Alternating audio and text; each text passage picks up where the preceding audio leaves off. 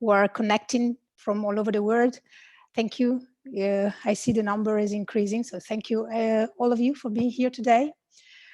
Let me spend 2 words about today's presentation and conversation and where we come from. This conversation today is about South Africa and is about land data. So 2 questions to kick off the conversation. What is the state of land information in South Africa? And is there really a lack of data, land data, to support decisions to improve land governance? So these are the 2 overarching questions, and also the point of departure for a team of information specialists and land specialists that over the last months were in charge of assessing, uncovering many different sources of information related to land available in South Africa. So they went systematically and rigorously through more than 100 databases from 60 different data sources. And after that, after this initial assessment, all those databases were assessed against their the open data say characteristics. So the result is this report that we are launching today, State of Land Information in South Africa, that is jointly published by the Land Portal Foundation and the Council for Scientific and Industrial Research. But why did we do so? Why mapping a data ecosystem? What is a data ecosystem? Despite the increasing amount of data and information that each of us come across every day, land researchers and land practitioners still face barriers when they look for data, for information at all levels of the spectrum, from national level to international level, because of the disparities in information visibility, accessibility, consistency, completeness. So it means that the information infrastructure in many countries still doesn't allow people to meaningfully engage with the data, access data freely, or use the data, exchange the data. And this is particularly the case for land data. So the Land Portal has a mission, building and nurturing an information ecosystem for land governance that supports better informed decision and policy making at all levels. So this broad study fits with the Land Portal work on mapping data ecosystems and improving data infrastructure for information sharing. So in a word, promoting fair principles. So data is fair when they are findable online, when they are accessible, so it means they are published in an open format, when they are interoperable, so they can flow from one system into another system, and they are reusable, so people can use it for advocacy, for research, or for whatever purpose. So mapping data can help identifying who the data stewards are, so who is responsible for certain data sets, for ensuring access to a data set. How many different types of data exist in a country?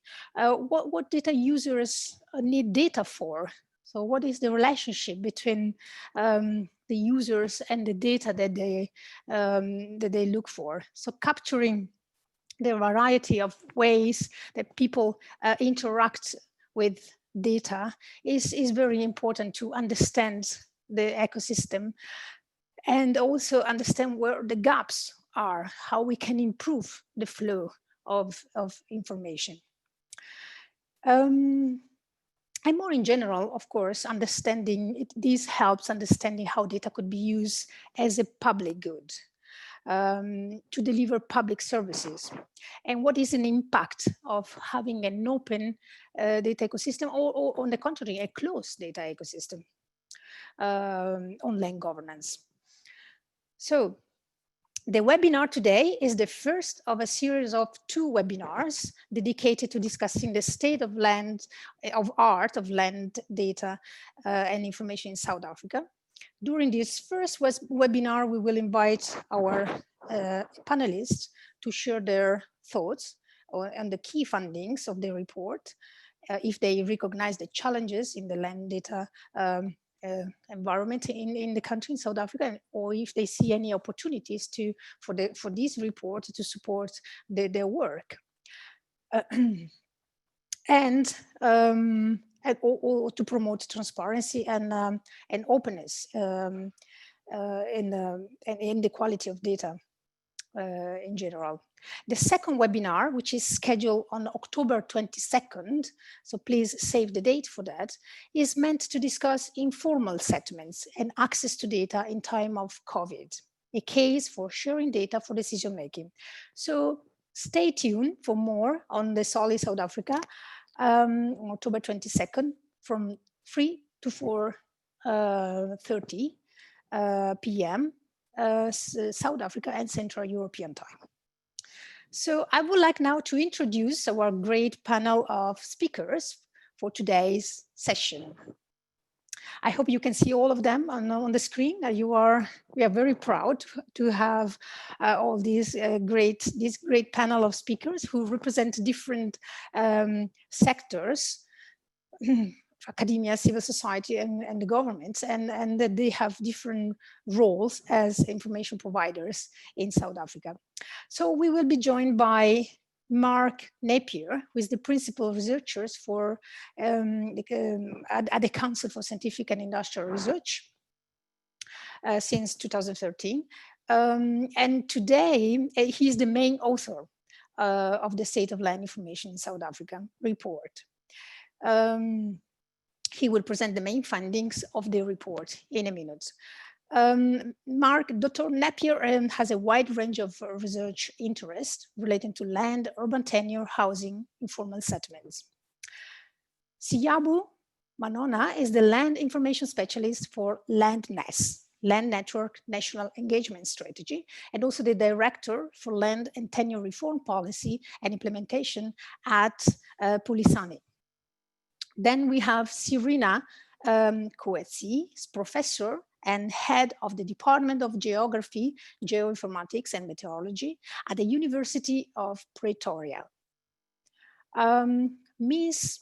Marwale Chauke has over 20 years of experience in the field of geographic information science. Ms. Chauke is the director of the National Spatial Information Framework at the Department of Agriculture, Land Reform, and Rural Development. She is also the Secretariat for the Committee for Spatial Information and the chairperson of the Working Group on Fundamental Datasets and Standards at the United Nations Global Geospatial Information Management. Last but not least, we have Nicholas Grossman, who is a researcher and data lead for the Global Data Barometer, which is a project funded by IDRC, and which is aimed at mapping land governance capacity, infrastructure, and use and impact of data for public good.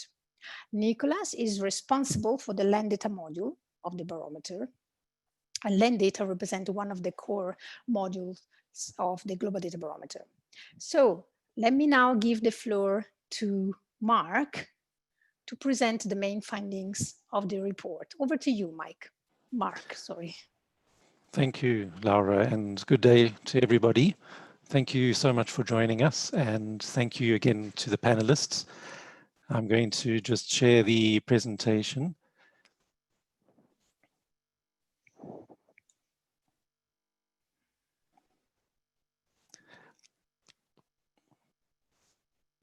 Right.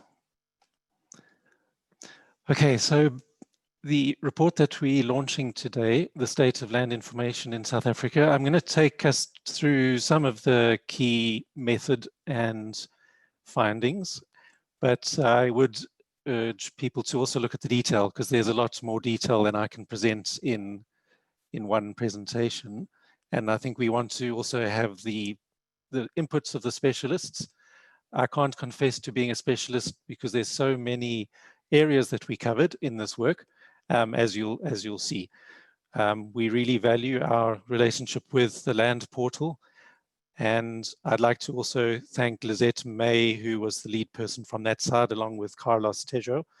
And from the CSR, Beth Crankshaw, Elise Leroux, Anthony Cooper, Angela Rosenfeld, and Andre Breitenbach for all of their inputs during this time.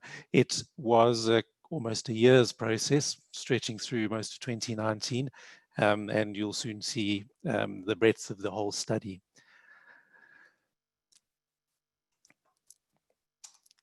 So the aims and the sort of this jumping off points for this whole study were in the broader objective of Land Portal is to improve land governance. The direct aims of this particular land information scoping exercise were to produce an up-to-date map of information sources in the country, and we refer to that as the matrix, where we capture the information. We looked at it as an ecosystem in the way that Laura has already explained, with the different actors and institutions. One of the aims was to identify gaps and to further develop the research that had been done. It bears mentioning that the method had been applied in Kenya, Tanzania, Uganda, and South Sudan. And then we took that method in terms of the guideline and then developed it in the South African situation. You'll see in the report that the jumping off points for the kind of criteria that were applied came from many different sources and many international groups that are in the business of understanding how land governance is working. And just to say at the beginning, I think any scan of this breadth will inevitably be quite strategic. And there's a lot of detail in the full report, which we also launched or released, but we can't touch everything that exists in a country. There were two phases to the method. The one was when we as CSR and through interviews looked at the scoping of the whole landscape. And then secondly, then when we were done with that, that went to Land Portal to then look at the land accessibility measures that were then applied independently according to the kind of criteria that came from that international grouping that we've talked about and the principles that Laura has just now introduced. So the shorter report that we're launching, the main report we're launching today, covers both of those parts of the work. Just bear in mind that the unit for the study are online data sets. Each data set is an entry in the matrix, and the data set is quite broadly defined, not just pure data, but any collection of information, including numerical publications and multimedia. So it spans right across many different thematic areas, from land tenure, land cover, land use and management, any records of land disputes in the country, a lot of information about human settlements, data sets about land markets and land financing, and then finally land climate change and environment. Now, what you'll see very soon, and fortunately the panel covers many of these areas, is that this is quite broad.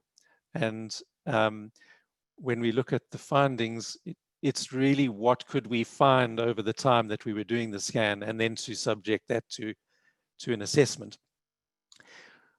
This is a lot of wording, but we put a disclaimer at the beginning of the report to say that the scan is not exhaustive, both because of the size of the land information system in the country and because of the broad scope of this scan. So because of so many actors, we also found, remember that over 2019, government was also, the cabinet at least, was restructured. Departments were restructured. So when we talk about fluid, and this becomes an issue when you're actually giving an address to a data set, a lot of addresses changed. There were significant institutional changes during the year as well. All sorts of legislation that came in or was implemented in greater force than before.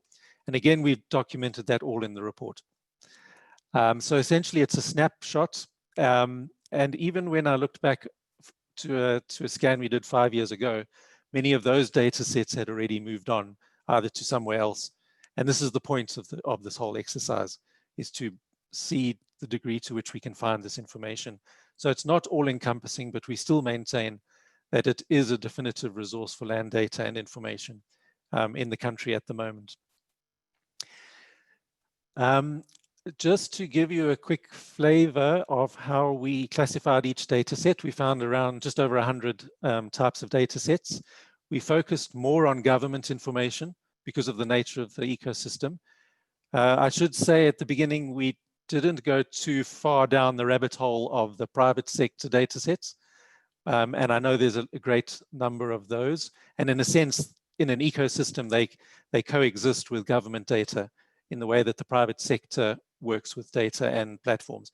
So we didn't go too far down that hole, as I said, but we then applied these kind of measures to each data set that we found. So we classified each one according to a key category, whether it was legal, cadastre, registry, land cover, etc. And we sometimes had more than one classification.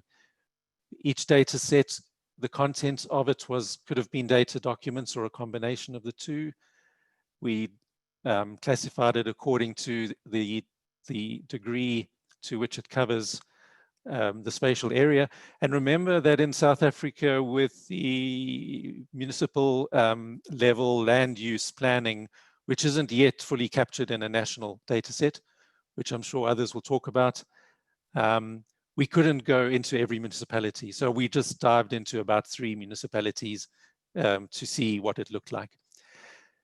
We looked at the provider, mostly government, but also all of the other types of providers, and in a legal sense, according to the Spatial Development Information Act, is whether they were the custodians, whether those departments were custodians officially of the data sets. And there's been excellent work on this. And in a sense, we built on that work that others have done. Oops, just push that across. The nature of information, was it research, was it articles, data sets, indicators, etc.? How often it was updated. Now, this is where we started to get towards what the land portal would start to look at, is the degree to which there was open access. And obviously, we're talking about anything from a cadastre to a record of court proceedings to all sorts of, to space imagery. There's a very wide range of data sets, but did you have to log in? How easy was that login process? Was there a payment involved?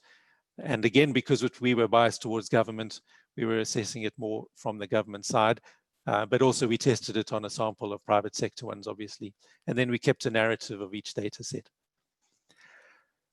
So what we found over those just over 100 that we found, government 60%, and then a fair spread of, and again, it's almost a sample, but we tried to find everything that we could in equal amounts from NGOs, private sector, universities, research institutes, and international organizations that also maintain data sets that are relevant to South Africa and include South Africa, which includes the imagery, satellite imagery, etc. So that was the split. Out of that 60%, this is a diagram that we kept coming across, which is a kind of a summary of some of the government data sets. And the dominant role that government plays in being responsible for data is something we'll talk about, I'm sure, in the panel. And so that was a large part of the ecosystem, which is very specific to this country, but not unlike other places, I don't think. And then in terms of the spread of data sets across those different thematic or key areas, land disputes were very hard to find online. I just got a label missing there, but that's the last, label will be the environmental. There was a lot on the cadastral data, deeds data, and one of the points to make about this is, depending on who does the scan, you tend to be biased towards your own area of knowledge, and in a sense, you even if you have a lot of key informants, you tend to go towards the data sets that you know of. But the point is that if you're not an expert in a particular sector, the level of being able to discover what data is available is a point. And that's, I think, is why you see some of this, and it doesn't have to be even, but if a legal or a financial person did this exercise, they would find more in those sectors. So then in the report, this is summarized into how the difference, or where the different sources dominantly came from. And I'm not going to pause too long, but you'd need to look through the report. And then the second part was the accessibility side of things, which I think some of the panelists will also talk about. But the criteria were obviously were things online, and that was what we were looking for. How accessible was it? The degree to which it was free? Was there metadata? Were standards applied to the data and to the data sets? How downloadable it was it licensed and readable? And did it have these unique URLs to not lose the data set if it moves URLs? And then what we did in the report, or at least what Land Portal then did in the report, which was related to the assessment, was to then give a rating to each of these about accessibility. For instance, there was some degree of accessibility in the country, with about 55% of resources being available without login. And again, in the different sectors, there's very different cultures and very different business models.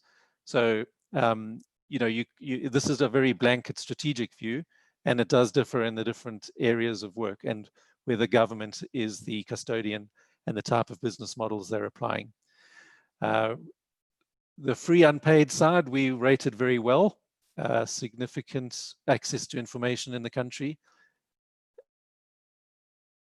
was reasonably good, but around 60%. Standards was quite low, the application of standards to the metadata and to the data sets themselves.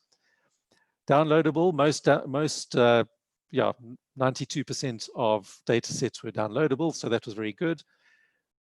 Open licensing, again, I'm not an expert, but it's not as common in this country to have open licensing. 55% of data sets had some type of licensing. Only 16% had open licensing. And this is a debate we can have. Readability was reasonably all right, cross-platform interoperability, and the uniform resource was quite rare in this country.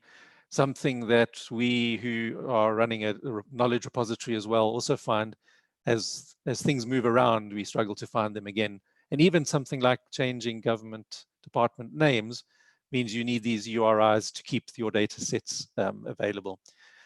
Okay, so to wrap up, we did find that the whole ecosystem was quite fluid, and even a lot of the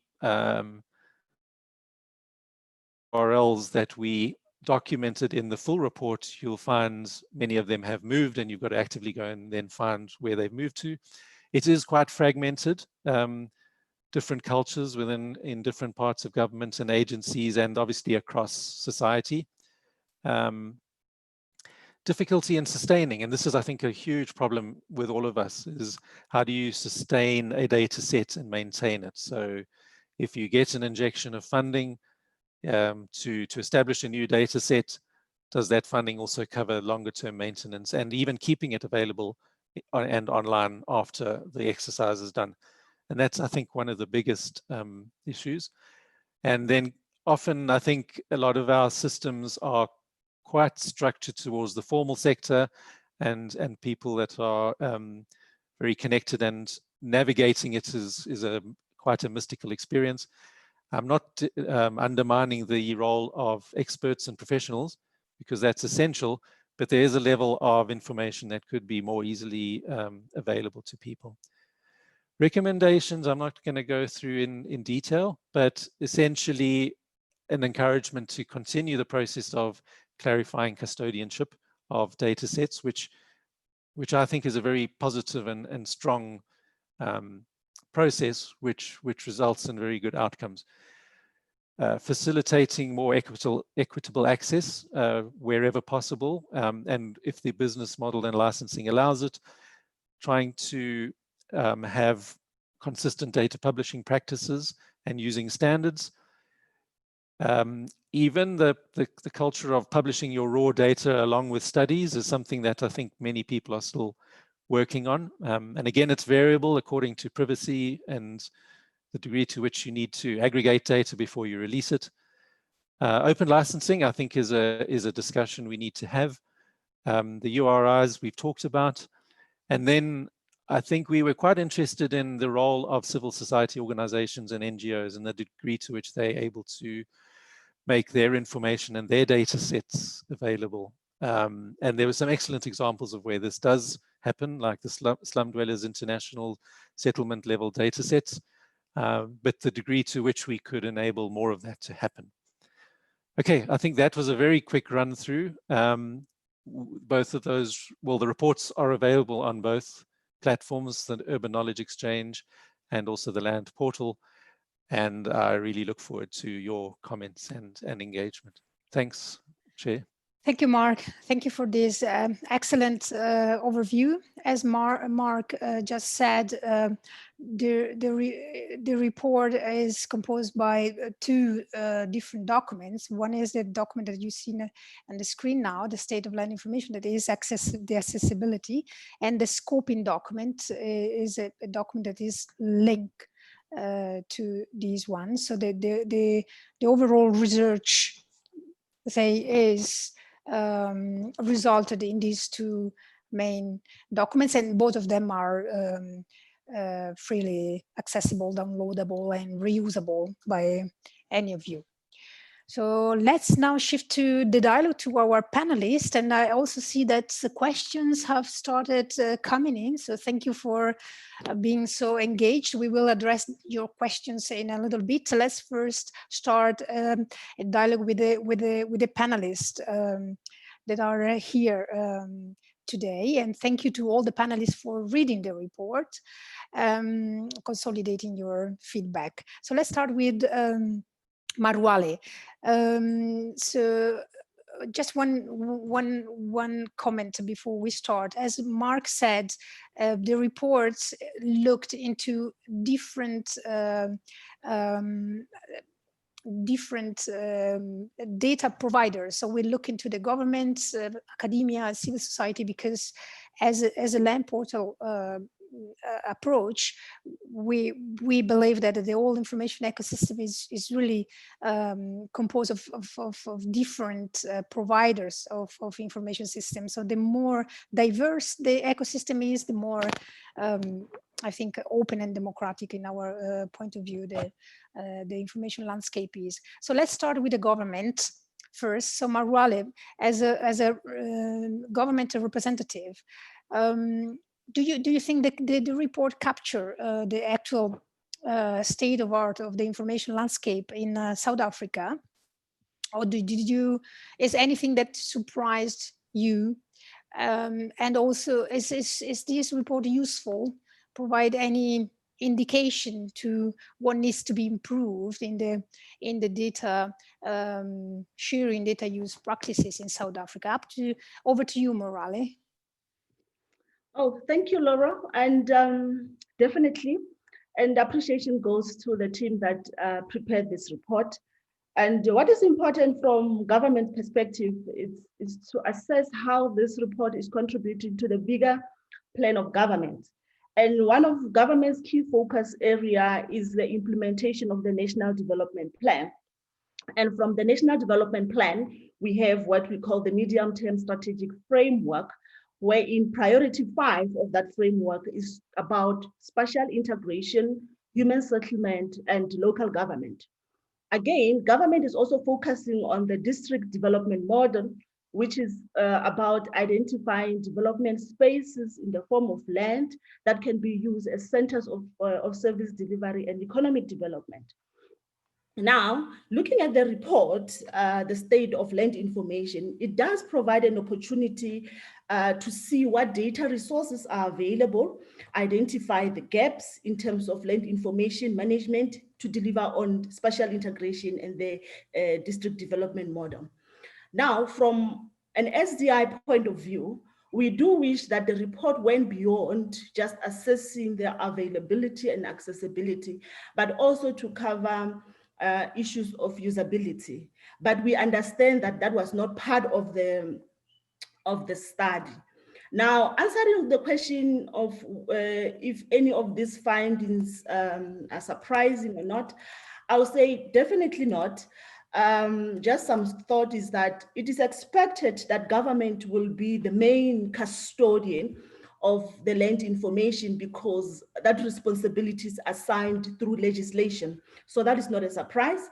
And again, the finding on the role of research institutions is also not surprising because research institutions are operating differently than before, as they now have to compete for projects with the private sector. So not sure if the current operating environment had any impact on the poor rates of data recovery from research institutions. I thank you. Thank you, Marwala. Thank you. This was very useful. I would now turn to Siyabu. Siyabu, from your perspective as a representative of the civil society groups in particular, I know that Landness has done a similar assessment of information on land in the past, although not with such a in-depth and broad scope. Well, I would like to hear from you, your perspective. How well the report captures the information ecosystem and particularly the role of civil society has in providing information, and does the findings surprise you? Over to you, Siyabu.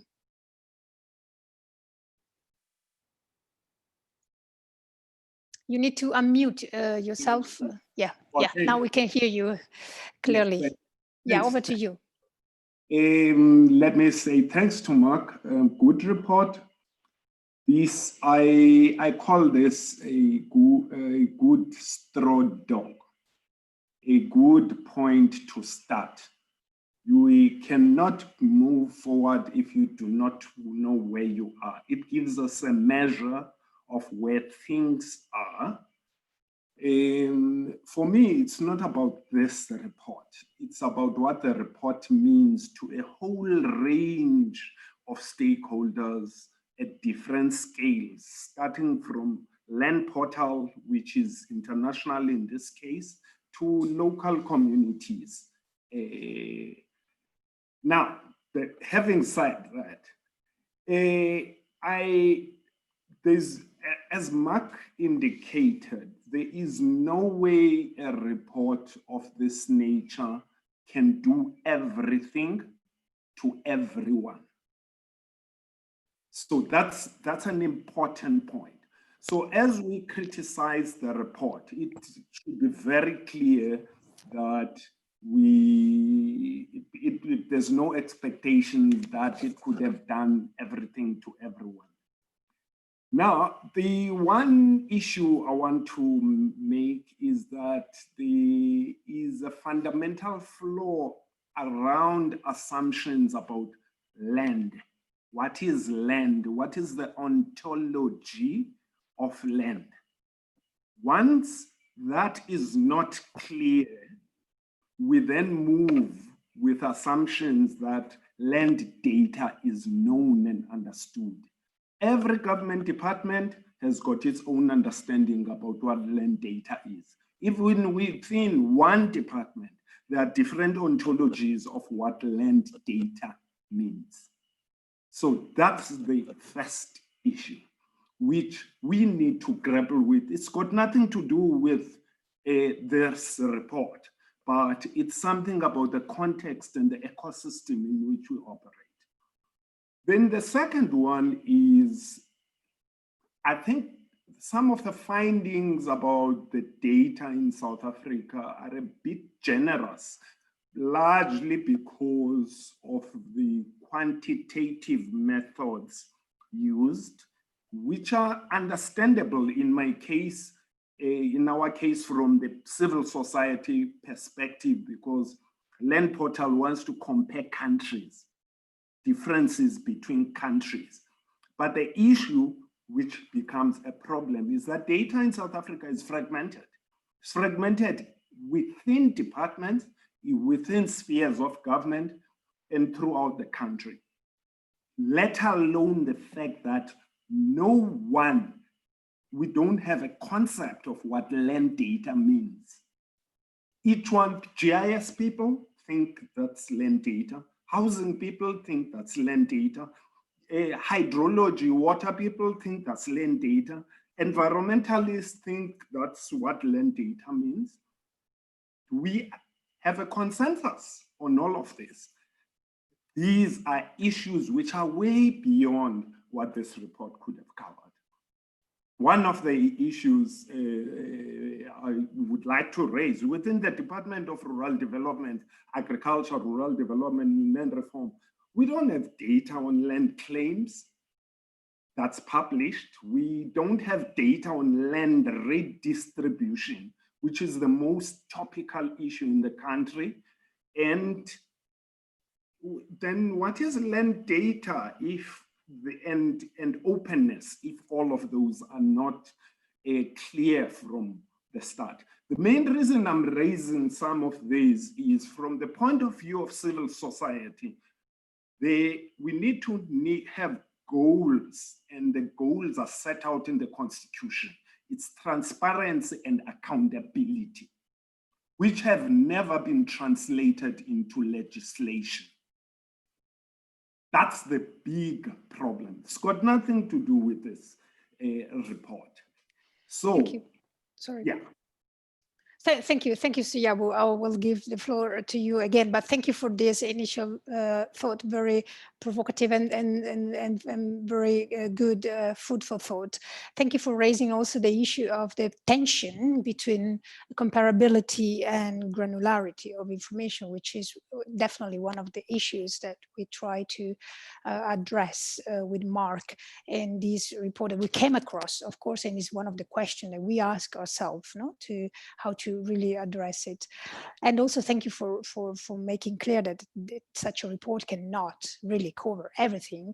Is a point of departure, is a tool, is a work in progress, is open for improvement, is open for updates, but is an initial attempt to understand the data ecosystem and think about the future. So let's go to Serena now and have a different perspective from your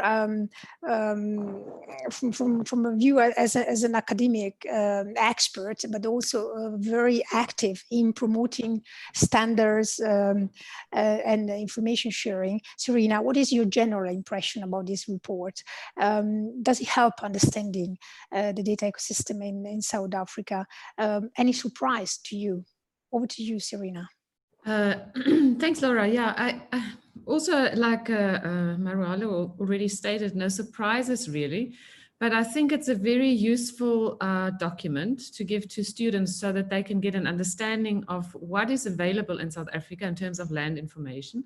Obviously also looking at other countries, what's available in those countries, and trying to compare that and see where are we in South Africa in terms of what we are doing. I think from another point of view, it's interesting is that it reveals gaps and shortcomings. So, and this for us at the university is also always very interesting because that's the research topics that we like to explore.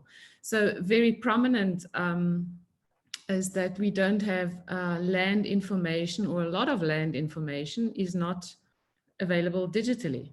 So it's available in an oral nature in some of the rural areas and the custom areas, the tribal areas. And it would be very interesting also, we heard about ontologies, for example, to have a conceptual model to understand what is the view of land. And if you have such a conceptual model, then you can start putting that into a database and into a digital model and work with that. There are other interesting aspects. For example, it's very expensive to get the deeds data for the whole country. So another area of research that would be interesting is to develop cost models, look at financial benefits, maybe also look at what we don't get because it is so expensive to get land information for the whole country. So what is the cost or the expense of not having access to that information? But then obviously somebody has to pay to make that, to maintain that information. So there's always, you know, there's a pro and a con, and one has to look at it from that point of view. And then, yes, I mean, the standards are interesting. So some of my students have worked on the land administration data model. That's the ISO standard for land information. And I see there's some overlap with LandVoc, for example, that is mentioned in the report. But I think here also it would be interesting to test the social tenure model and these things, test that against customary land tenure rights and things like that in South Africa. Great, great. Thank you, Serena. And thank you for mentioning all those possibilities and new research avenues. And also what is interesting to me, mentioning the cost, which could be an economic cost or the social cost, of course, of having a closed data environment vis-a-vis living in an open information environment. I would like to go back to the Marwale again and maybe ask more in detail how the reports help understanding those gaps that Serena mentioned, how the current resources have been published. If you do recognize those gaps related to information management, maybe more related to your area of expertise, your geodata, and how this report helps your work as a government representative. So is it useful for your work? Over to you, Marwale. I think the study does help to understand how the information resources are currently published and assessed, and also provide an opportunity to identify the gaps. And of interest and specific now to the Department of Agriculture, Land Reform and Rural Development are projects like the Integrated Land Administration System that fast-track the issues of land tenure security and depends heavily on the availability of land information. Another project is the fit-for-purpose cadastre system, centered around a tailor-made solution to cater for the needs of communities, particularly in communal and customary land, and also depends on the availability of information. So understanding the entire business model of land administration and land management, and having access to land information resources for planning and decision-making is very crucial to deliver on the projects mentioned.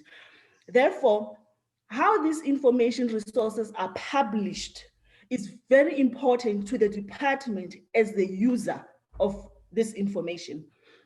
But again, we know that the department is also the custodian of information and is assigned the responsibility to host and manage this information on behalf of the entire government. And we talk about information about the land boundary, the land ownership, land cover, land use, land capability that has now come from the Department of Agriculture.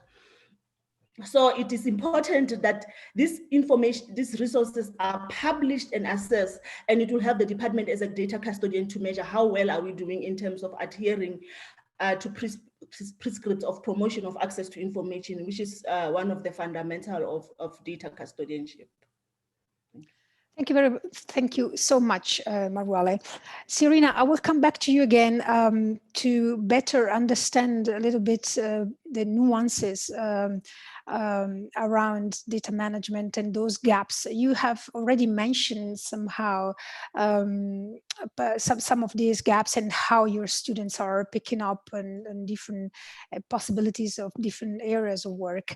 But yeah, just the question over to you also, how this report is useful to you, to your work at the university in improving data management, promoting data standards, talking about concepts like data infrastructure of principles. And is it a kind of a useful guidance to you? Yeah, something to think about the current landscape of information. Yeah, it kind of confirms some of the things that we are seeing. So some of the findings in the report, I think, show that very often data is not considered as an asset. It's very often considered as something that comes in, we get it, we use it, and then we go on and we do something different. And the shortcoming in terms of data related to human settlements, I think, is a very big concern going forward. We have rapid urbanization in this country. We need to do something about service delivery. I see there's also a question in about service delivery in rural areas. We have densification there. And you need this kind of information in order to pave the way to do the planning that Maruale talked about, to go into the future. And I think it's a challenge having this kind of information. So I was intrigued by the fact that the findings said that a lot of national scale environmental information is readily available. I think that's interesting. I think a lot of that information can be captured by satellite imagery, for example, or by automation. If you think about having spatial information about where the water infrastructure is, where the roads are, where addresses are, that is a very intensive thing that involves humans. So one can look at some of these things you can automate, but you cannot automate everything. So I think that the fact that the human is part of managing that data is an interesting fact, and I think that can be seen from the report and from the findings there as well. The other thing is that I think we struggle a lot at our municipalities in South Africa with capacity. So the Committee for Spatial Information, which is responsible for the spatial data infrastructure, for example, the Education and Training Committee is working on a project to build capacity at the municipalities, to understand what they have, what they don't have, how can we support them so that they consider data as an asset and manage it as an asset and don't just have it as something coming in and something going out. Yeah. Very useful. Thank you, Serena. Sibayu, well, you have both your research perspective, because you are a researcher yourself, but also a member of a civil society group. So and until now you represented the voice of civil society, but is it useful tool for civil society to base their advocacy efforts upon to make more informed actions? Up to you. Over to you, Sibayu. Siyabu, sorry. Thanks, Laura.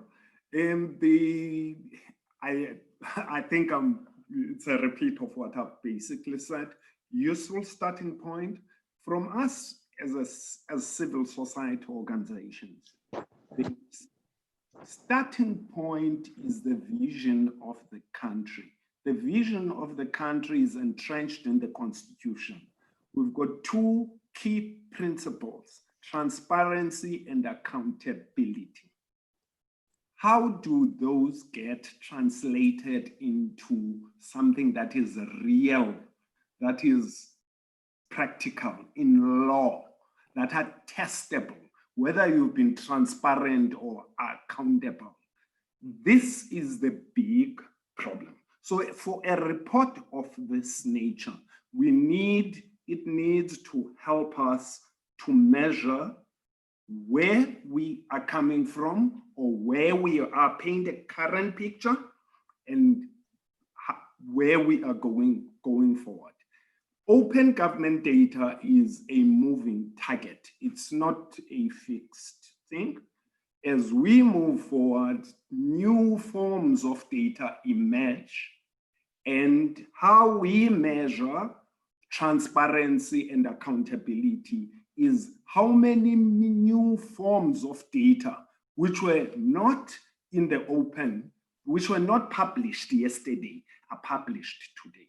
How does government change and make publication of data a target for every government department? You go to Department of Sports, Arts and Culture, which no one ever thinks is a custodian of land data. It is a custodian of heritage resources. Where is the data? We do not know. You go to many departments are custodians, not only agriculture, rural development and land reform, municipalities are also custodians. Each one of those keep and maintain, and each one have got their own different cultures of capturing, storing and sharing. And all of them are mainly in contradiction with the constitutional principles of transparency and accountability. Thank you. Thank you, Siyabu. You touch a very important point. The land services are delivered by different departments, and each of them have different responsibilities and do undertake different data collection management initiatives. So just because you mentioned the role of the government, I just want to go back one last time to Marwale and ask you directly as a governmental representative, how do you think that these reports fit into the broader work of the South Africa government is doing on land data? And if you have any concrete recommendation for the panelists or for the audience, the way forward. Thank you, Laura. For me, land information or / land data is regarded as fundamental data set by the United Nations Global Geospatial Information Management Committee of Experts. And it is also identified as a base data set for the South African Spatial Data Infrastructure by the Committee for Spatial Information. Because land information consists of many variables that talked about the boundary, ownership, land cover, land use, and capability. That makes it the biggest data resource within the South African spatial data infrastructure. And the objective of SASD are to ensure that data resources are available, accessible, and as much as the current report does not touch on the issue of usability, it does deliver information that is useful to the Committee for Spatial Information. The findings and the recommendations of this report are very much welcomed and will definitely direct the work of the data subcommittee and of course the Committee for Spatial Information.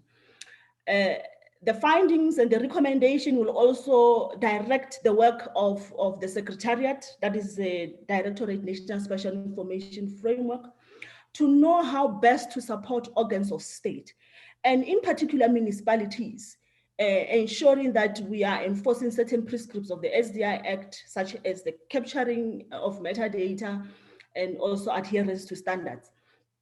It will also help the Committee for Spatial Information to better define data governance law, talking about the issue of data licensing.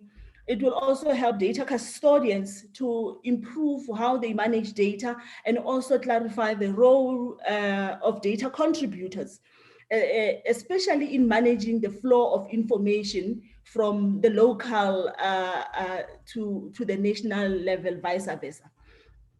And recommendation and from the NSDI now perspective is that a follow-up study to assess the quality of land information resource is required. The main objective, as I've mentioned, that the main objective of the NSDI is to ensure availability of information, ensure universal access of such information, and most importantly is to promote the use of information for planning and decision making. Thank you. That's fantastic conclusion, Maruale. Thank you so much. We'll lead to introducing the concept of governance of data. Gives me the opportunity to introduce a new panelist here to this discussion today. So we heard perspectives from different sectors, civil society, government, academia in South Africa on the report. And now I would like to introduce Nicholas from the Global Data Barometer, which will bring a more global perspective, but also very specialized in looking at the as an information specialist and looking at the different aspects related to access to data. So Nicholas, what is the Global Data Barometer? Can you just introduce this project to our audience, and how does it relate to the state of land information that, as Mark mentioned, we have done in South Africa, but also in other 4 pilot countries in Africa. And how do you see this particular country exercise that attempt to identify local data sets and information about accessing and reusing data, how these inform or contribute to the global research framework of the Global Data Barometer? Over to you, Nicholas. Thanks a lot, Laura. Well, yes, first, very briefly, what's the Global Data Barometer to have a context on how we relate with this report. The Global Data Barometer is a global study which has the ambitious objective of mapping the landscape of data for public good all around the world. We are going to track and gather information on data governance, capabilities within a country, availability, and use and impact in more than 100 countries. So as you can imagine, this means several methodological challenges that we are working to make the most reliable report possible. So within the many methodological challenges that we have, and we say we have learned from previous reports that data cannot be studied in abstract. So one of the first things that we do is what we say to put on our thematic lenses, and then we are choosing key thematic areas where data play a significant role related to public good. And then we are going to assess and to track the thematic data ecosystem in each country. And we are going to ask, as I was mentioning, to what extent there are policies to provide well-managed data, to what extent in this thematic area there is a capacity in a country to use this data for public good, and also the availability of data and the actual use of data for these aims. So to sum up a little bit, we aim to have a comparable metric and a comparable index for more than 100 countries. And these thematic approaches help us to both methodologically and thematically to have a clear sense of how is data ecosystem working in each country. So here is when this kind of reports and organizations come to work with a Global Data Barometer. For each of these modules, thematic modules, we have thematic partnerships. These are global experts that knows a lot about these themes, like is the land portal in our land module. And we also are informed by these granular reports at the state of land information. And one of the first things that we see for work together is like we have a common framework, a common starting point. Just to name some of the aspects that we share is we really see the connection between data and the public good, might be more precisely sustainable development goals. We also believe that data must inform policies, and we have objectives in common, like, for example, as was mentioned before, filling data gaps or understanding which are the power dynamics around data. And going more concretely to your question, Laura, about how this state of land information, identifying data sets helps to our global framework. I would say that in several ways. From the one side, having identified this data set, it's a solid ground where then we can build our framework and our indicators that should work for a lot of countries. But also all the summarizing processes that was made in the report, and also the reconstruction of the processes that are behind data or behind some legal framework or some acts, and which actors were involved in those processes is really helpful for a survey like ours.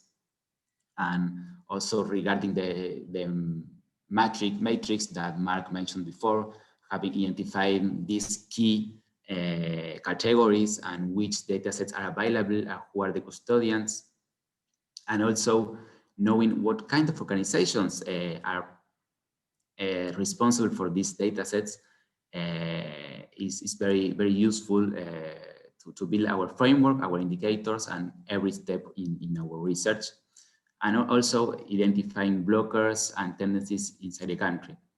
And this, summing up, also help us to build what I would call like methodological warnings, from your local research of that data sets. We learn a lot of what we have to bear in mind, what we have to aware of. For example, that was mentioned before from both speakers, was fragmentation of land data in some cases, or that language issues can arise.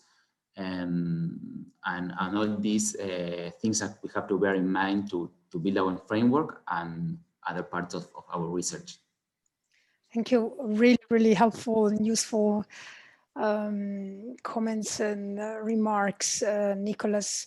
One further question I would like to ask is whether you have thought about these tensions now between comparability and granularity. So do you think that the methodology that underlined this report helps get the right balance, and understand that you have a slightly different thermometer, not to measure there's difference between comparability and granularity. So how much each of them is important to the Global Data Barometer? Yes, indeed, the Global Data Barometer has a much broader focus and a lot of more countries. So we face different methodological challenges, even though we have a lot of things in common, as we have mentioned, because we must be able to build comparable metrics from different cultural, economic, political, and linguistic contexts. That's a huge challenge. And this is where this tension between comparability and granularity comes up. And I would say that we have different ways to address this issue. For the one side, we have our governance research processes.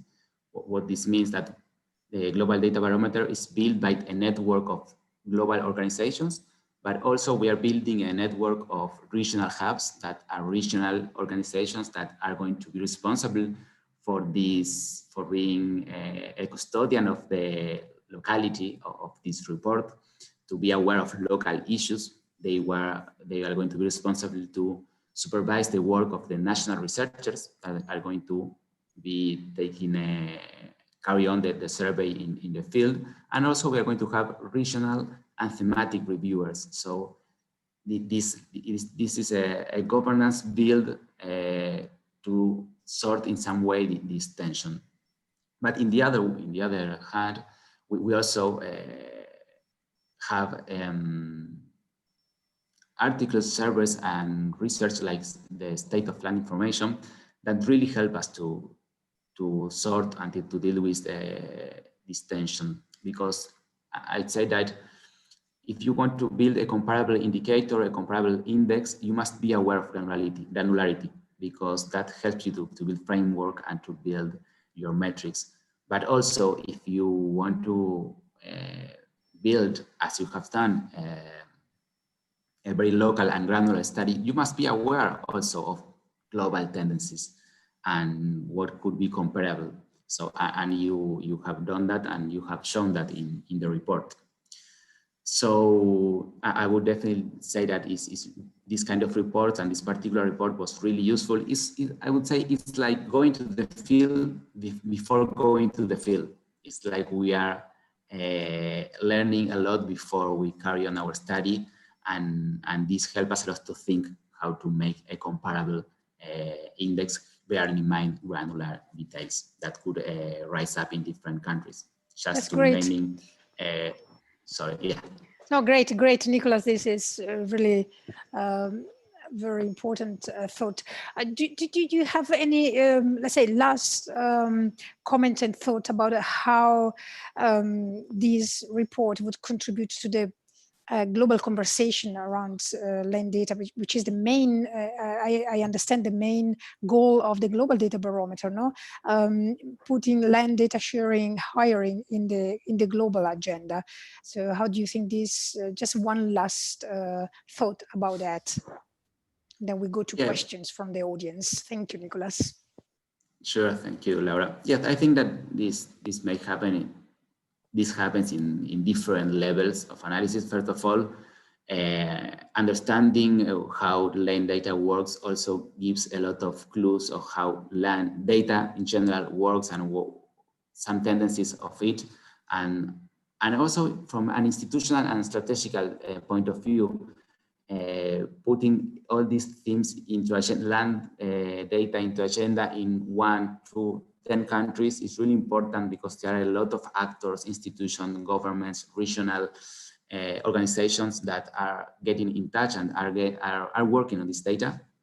And this ends up really awareing governments, civil society organizations, and global actors of the importance of land data and open data in general. I think it's really, really valuable what these reports have done for this cause. Thank you, Nicholas. And yeah, the question, let's start. We have covered a lot already, and I would now because yeah, it's already 8 past. So I would start picking up a few questions from the audience and have a bit of a debate with our panelists. So let me go to Mark Wegeriff. He's bringing the issue of the SDGs, which is of course very important for the land sector. So he's interested to know if we have the data available in South Africa to assess the progress towards achieving indicators that are in the SDGs. As you know, there are several important land indicators in Goal 1, 5, 11 and 15. He's particularly mentioning the 1.4.2 and 5A. 1 that are the gender disaggregated by sex data. So yeah, he wants to know whether this data is available, but maybe more important, more general question to the panelists could be how this report could also help better understanding the land data and how in the context of the SDGs. Or more in general, putting land data higher in the political agenda. So this was my last question to Serena, but I want to bring it over to all the panelists. So who is interested to pick up this question?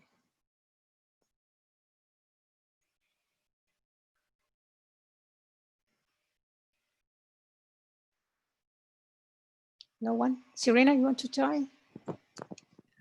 I was reading the questions and trying to answer one here on the questions and answers. So you were referring to the last question on open data and the. Oh no, really, as one of the first, I'm going one by one.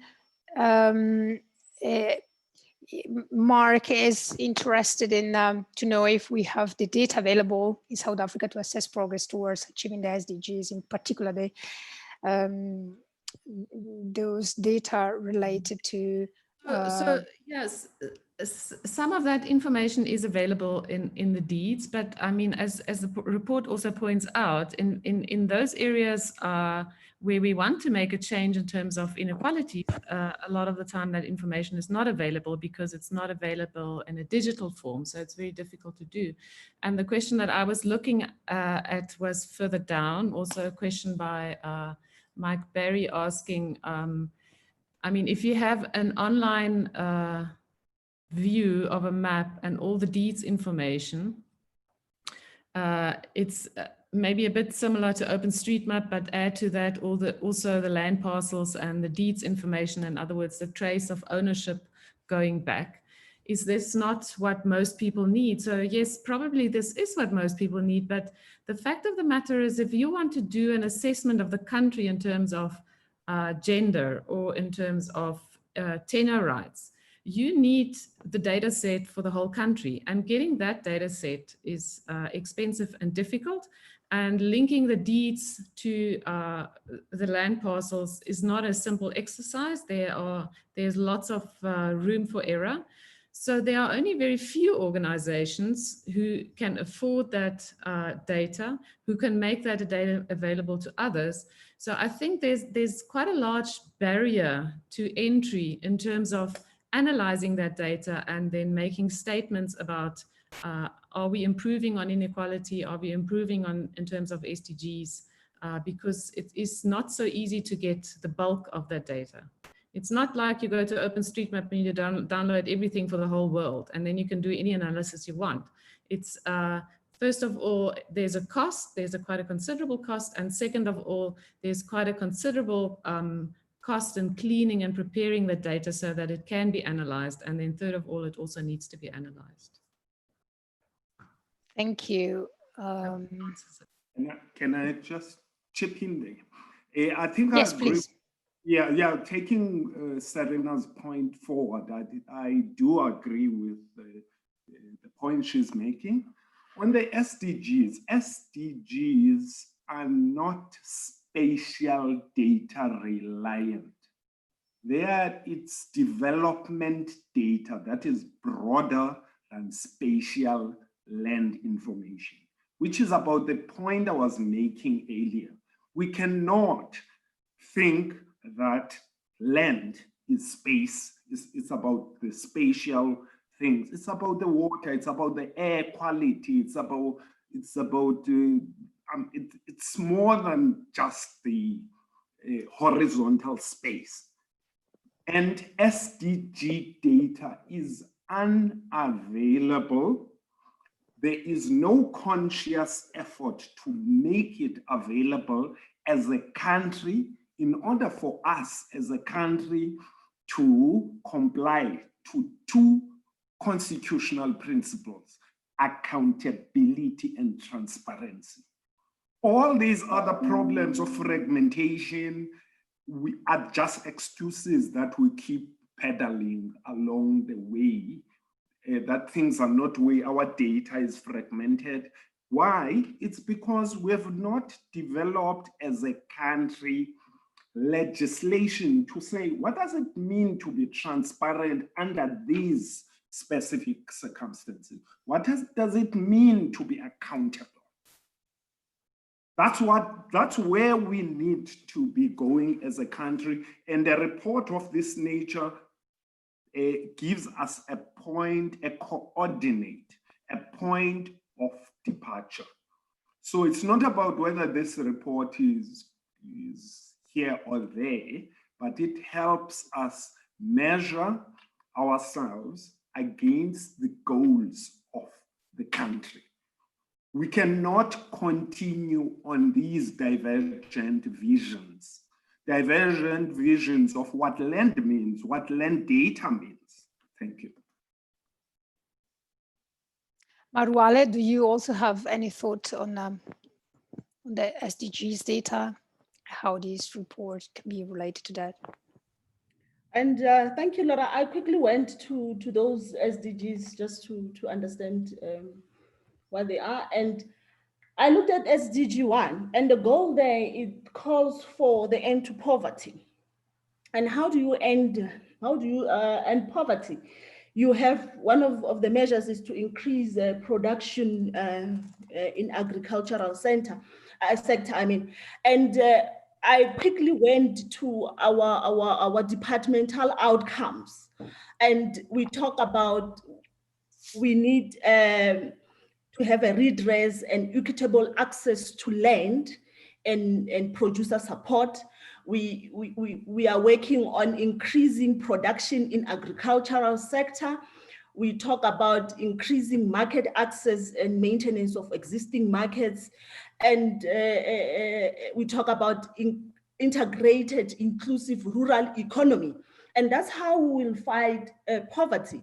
So as a department, we work towards those goals to support objectives of the National Development Plan, which supports the Africa Agenda 2063, which also ultimately contribute to the SDGs. So as a department, as a country, we are contributing towards fighting poverty. And in us doing that, we have data sets. And we are not only now talking about geospatial information, but we're talking about other types of data, just to assist the government to achieve on these outcomes. Thank you. Thank you, Morale. I just want to give the floor to Mark now for some thought. There is a question from Maya Diamini, Mark, to you, asking whether there were a focus on open data policy as an enabler for opening data from the various data holders that you interview. Well, part of this was a desk study and part was interview to data providers. So, so was the absence or lack of a data policy emerged as a challenge in your research, Mark? Okay, thanks, Laura. Just to also comment, I think some of the points that Siabo was bringing up are important around the meaning of land. And it does vary across different sectors quite a lot. I mean, even the SDG reporting sectors unpack each SDG in a lot of detail.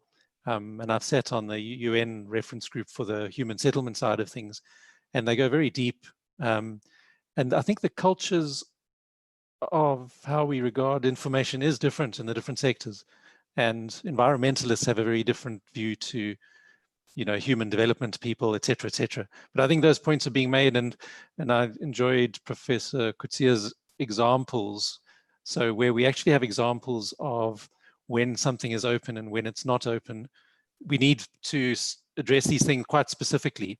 So when I look at, for instance, an area I work in is around urban land, markets and values. If you disclose a lot of information that's used for speculation, especially public state information about values and public plans. So there's a timing issue around when you release data into the market in order for a set of different actors to then respond to public information. And that's very different, for instance, to progress around SDGs, and that should all be open and transparent. So I think we have to use specific cases. Yeah, and I think on that, the last question on open data policy, our interviewing was fairly limited. And although we touched base with a lot of people, I don't know how much awareness there is in the country. There are groups that work very specifically on open data. There's a national group that was convened by Stats South Africa on municipal indicators. And I think that group had a very strong awareness and understanding of open data policy. The people in this panel work on the standards, and in our author group, there's also people who work on the open data standards. But I don't know if that percolates right across government. In fact, I know it doesn't. It's quite patchy in different parts of government around the degree to which there should be openness. And it's more, for instance, driven in this country around reporting on the outcomes that are set in place by the National Development Plan. So there is awareness around accountability and some level of transparency, but it's the grid through which that works is the National Development Plan and the 15 priority areas that are now currently framed. And then that has to somehow mesh with, for instance, SDGs and with these principles of open data. But certainly there's a huge need for consciousness and awareness. And I'm probably not well placed to comment on whether there should be legislation around open data or the degree to which it should be enforced on whom and by whom. So I think maybe others are better placed to speak on that. Thanks, Chair. Thank you. Anyone else want to contribute to this question? But there is another question to you, Mark, on the research methodology. This question is from Akbikesh Mukhtarova. Sorry if I mispronounce your name. Thank you very much for a highly interesting report. You have mentioned that ALGAF tool was applied during the preparation of the report. So my question is, could you please elaborate more on the methodology of the research, the report, and the data collection? For instance, was the effectiveness of the institutional framework in land governance measured? If so, did you use ALGAF framework by asking opinion of panel of experts or by a collection of surveys where civil society groups attract to the evaluation of land governance effectiveness, whether it is transparent, accountable, inclusive? First of all, let me just mention that yes, it's true, the land portal didn't want to reinvent this research framework from scratch, because there are so many land monitoring, data monitoring tools that exist, ranging from ALGAF or the SDGs, in the indicators, or GLI, the Global Land Indicator Initiative, and others, MELA. In Africa, there's a land monitoring initiative in Africa promoted by IFPRI. So we decided to make an effort to pull those together instead of reinventing the wheel. But yeah, Mark, you have used it in practice during your research, so if you can probably say something about that. Yeah, so just for people's general background, the Land Governance Assessment Framework is a World Bank tool that goes across a similar scope of land information. But in the Land Governance Assessment Framework, land information is actually just one of about 6 or 7. We did that one in 2012, and there were expert panels on every one of the sectors. That is available online. And in a sense, a lot of that background work, it was people like Wendy Ovens and Jean Duplessis who were project leads on that Land Governance Assessment Framework. A lot of their background information, where they prepared concept notes to the different expert panels, we used as a jumping off point, just in terms of information. And all of that was quite rigorous. It took a year. The panels of experts were all convened in person, obviously, because it was before COVID. And it was a very rigorous thing. I think the civil society aspect was probably a little bit weak, but a lot of civil society organizations were consulted. But essentially, these high-level comparative exercises are just that. And they're not, the degree to which there's consultation on the ground isn't really possible. And it's not really the role of the World Banks and the others to do that. That's the government's role, I think, is to engage around that, as we've seen, for instance, on the land reform process that's been ongoing for the last 2 years. That's very engaging and very driven by civil society. Although, I mean, people will comment about its limitations.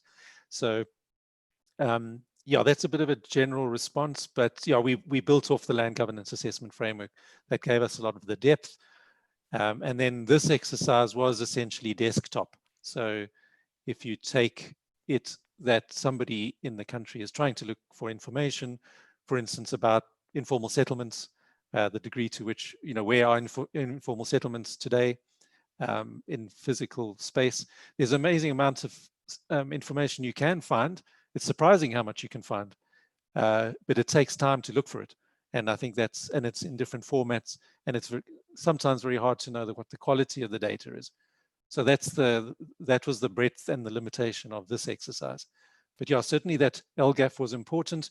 And the other thing I just wanted to say is when you start comparing countries, although that is an objective of this openness assessment, you obviously have a chicken and egg as the degree to which you have enough countries to start to compare. And then I think morally, you also almost need a budget to help to intervene. So if you look at the doing business work that the World Bank does, then if you are ranked low in a certain area, then there's a budget for some kind of assistance, if they want it, to a country to improve in that area.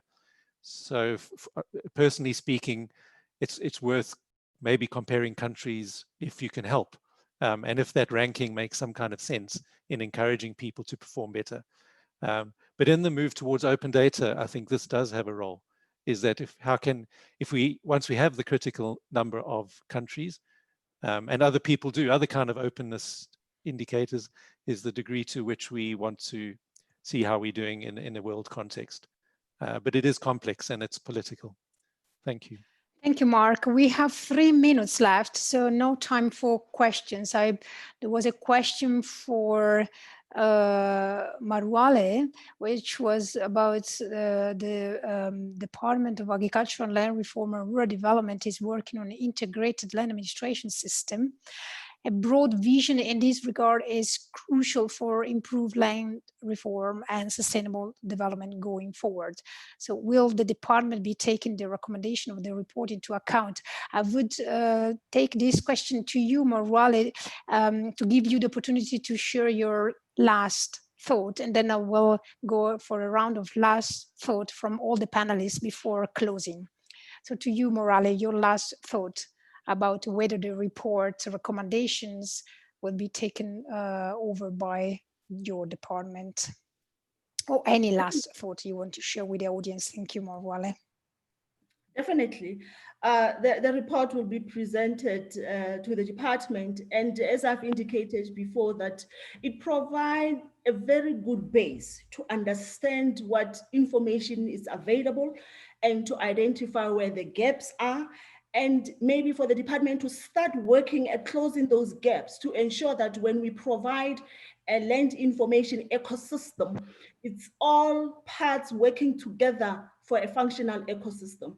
So the report itself, focusing on land information, is crucial for the department, and is also crucial for those implementing the spatial data infrastructure to ensure that all the gaps that have been identified are closed and we deliver a complete ecosystem for all.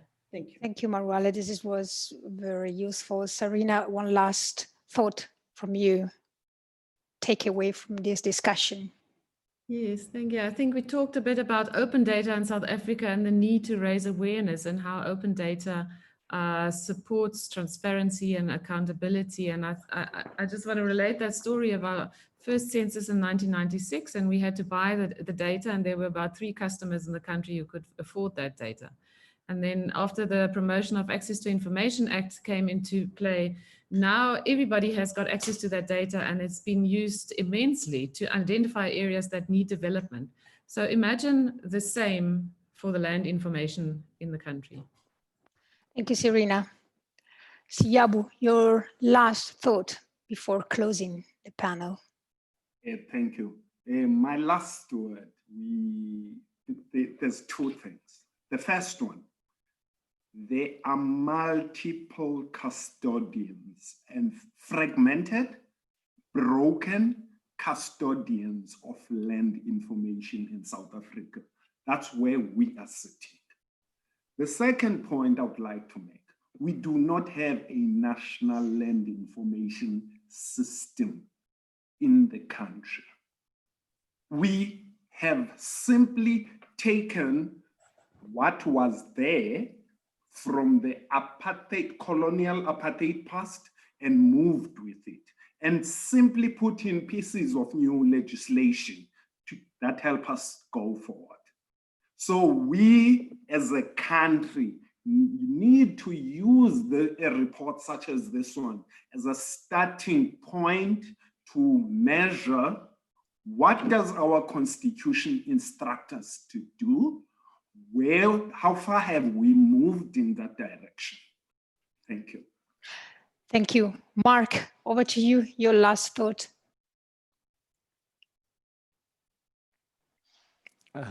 Thank you. I don't have much to add. I think just a recognition of all the people that work in these different sectors, and to know that every effort you make when putting data together and making it available has so many benefits downstream, to whether it's to activists or to researchers or to people trying to understand the different sectors. It's got such huge value, and I think sometimes the data custodians need to know that. That it is such valuable information. So thank you for all the efforts. Thank you. Nicholas, over to you. Yeah, I think that we all agree that land data is as important as a complex theme. And I think that this kind of approach and exercise are really, really valuable to keep growing our knowledge and our use of land data. Thank you so much. So I will close the webinar here. Thank you. It was extremely rich conversation. We received so many questions. Sorry, we were not able to respond to all of them, but we will try to respond via email to those questions we were not able to address directly in the webinar. And thank you for all the panelists. Your contributions were extremely, extremely valuable. And I hope we will have more conversations like this in the future. Thank you for all the participants, for really a great number of you remain till the end. So thank you for your interest. And I will look forward to the second webinar. Remember, the 22nd of October, the second of this series of State of Land Information in South Africa. And I will save the date. I look forward to seeing all of you there, and have a great day, great afternoon, great evening. Thank you, everyone.